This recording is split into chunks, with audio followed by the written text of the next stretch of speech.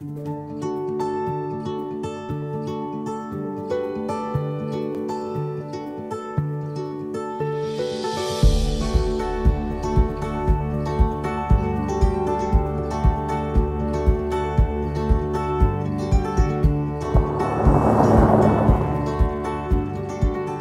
Knows Who was a game that started on the kitchen table. It was a big piece of paper, it was magazines chopped up, it was ideas about how we would use questioning skills, what curiosity we'd have there, what critical thinking we'd need, how we could incorporate our te reo. So Mrs. Campbell one day showed us the little draft game she made, and then when we had finished it, she thought it would be fun if we did it for real.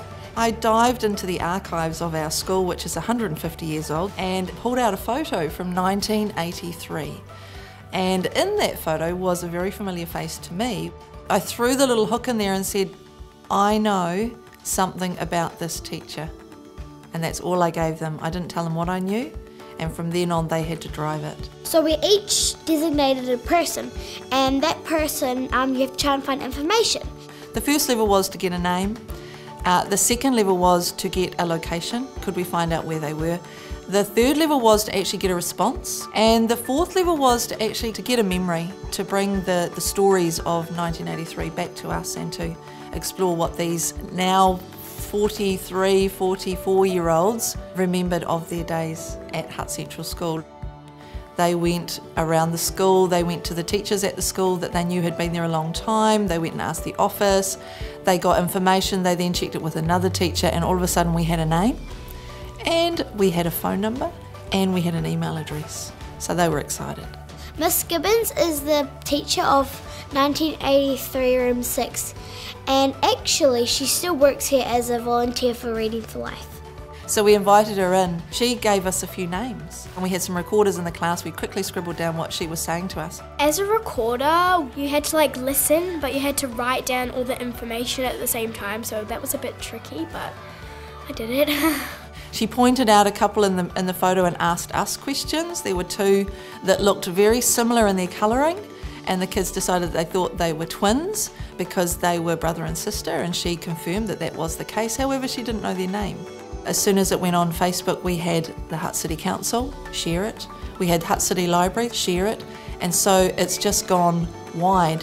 Although it started in Team Tahi, the whole community seems to be engaging in this curiosity connection game that we're playing. So obviously with the students not being on Facebook, they had to frame up these letters that were very courteous. They used their te reo greetings, they were informative and letting our clients know why they wanted the information.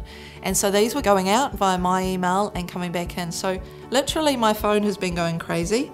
Most of us went on to Google Docs and tried to create an email or a letter to our client, in my case Jacinta.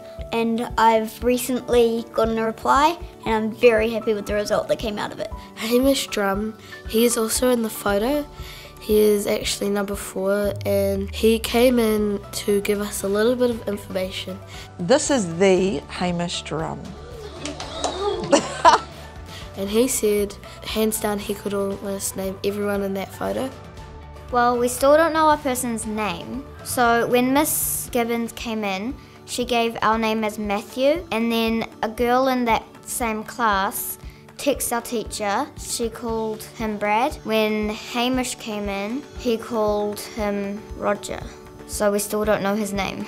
And we're still playing, we're still finding out about our clients, we're exploring what their stories are, and we're collecting the data in. And the data is really interesting, we want to explore the data further.